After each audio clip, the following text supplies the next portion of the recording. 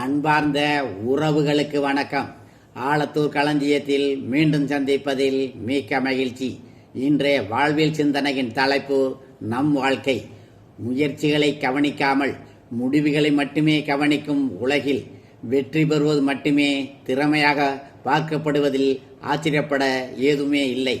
பிறருக்கு கொடுத்து ஏழையானாலும் பிறரிடமிருந்து எடுத்து வசதியானவனாக ஆகக்கூடாது. கொடுத்தது ஒருபோதும் கைவிடாது, எடுத்தது ஒருபோதும் கை கொடுக்காது. நிலையற்ற வாழ்வில் உயிரற்ற சொத்துக்களுக்காக உயிருள்ள மனிதருக்குள் ஏற்படும் சண்டைகளை பார்த்து நிலமகள் தனக்குத்தானே சிரித்து கொள்கிறாள். மனிதனின் அறியாமையை எண்ணி மரங்கள் நட வேண்டும். அது போதி மரமாக இருக்க வேண்டியதில்லை.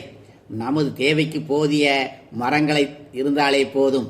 நாம் கொடுப்பது மறுபடியும் அதே மாதிரி கிடைக்க வேண்டும் என நினைப்பது மரியாதை மட்டும்தான்.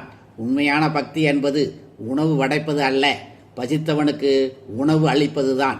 விதைகளை எடுத்து போட்டு சாப்பிட சோம்பேறித்தனப்பட்டு விதையில்லா பழங்கள் காய்கறிகள் வாங்க ஆரம்பித்தோம். இப்போது விதையெல்லாம் கார்பரேட் கையில் இருக்கு. விஷம் விளைந்த காய்களும் பழங்களும் நம் கையில் இருக்கு. சேர்ந்து இருப்பதை பிரிக்கும் கத்திரிக்கோளை போல் இருக்காதீர்கள். பிரிந்து இருப்பதை சேர்க்கும் ஊசி போல் இருங்கள். மனிதன் சக மனிதனுக்கு தன் உயிர் மூச்சை கொடுத்து உதவி செய்தாலும் உதவி பெற்ற சக மனிதனிடமிருந்து திரும்ப ஏதாவது கிடைக்கும் என்ற நம்பிக்கை பொய்த்துத்தான் போகிறது. ஆணவத்தை சிலர் கம்பீரம் என்று பிழையாக கருதி தடம் பிறழ்கிறார்கள். கரண்டு போனவுடன் ஏற்படும் அதிர்ச்சி பக்கத்து வீட்டில் இல்லை என்கிற போது நிம்மதியாக மாறுகிறது. ஒரு நாளைக்கு 2 தடவை 7:30 சந்திக்கின்ற கடிகாரம் நல்லாதான் ஓடுகிறது. ஆனால் 30 வருஷத்துக்கு ஒரு தடவை 7:30 சந்திக்கின்ற மனிதன்தான் பரிகாரத்தை தேடி ஓடுகிறான். நன்மை செய்வதுதான் இயற்கையின் குணம். நாம் அதற்கு தீமை செய்யாத வரை துயரம் சோதனையாக வந்து சாதனையாக மாறும் நல்லவனுக்கு, துயரம் சாதனையாக வந்து வேதனையாக மாறும் கெட்டவனுக்கு. மனிதர்களை சம்பாதிக்கும் கலை அறிந்தவன் முதுமையில் இளமையோடு வாழ்வான். மதிப்பு என்பது நடந்தவைகளால் மட்டுமல்ல, நடப்பவைகளாலும் சேர்ந்துதான் வருவதே. தன்மை சுத்தி அழகாக வைத்துக்கொண்டு தம் புத்தி அழுக்காக இருப்பதை கணிக்காதவர்களே இங்கு ஏராளம். கத்தியை தீட்டுபவர்கள் ஒரு சக்தியை பெறுகிறார்கள், புத்தியை தீட்டுபவர்கள் புது யுக்தியை பெறுகிறார்கள்.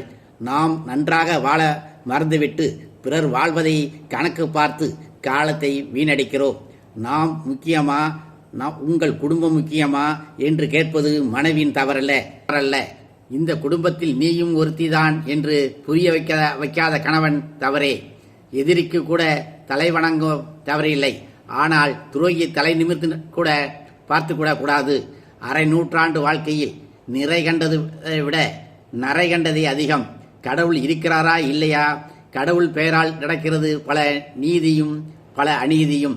நாளெல்லாம் வஞ்சம், பொய், பேராசை, கெட்ட எண்ணம் கொண்டு வாழும் மனிதர்கள் கோவிலுக்கு சென்று வந்து விட்டால் புனிதம் அடைந்து விடுவோம் என்று நம்புவதை விடவா மூடத்தனம் வேறு இருக்க முடியும்?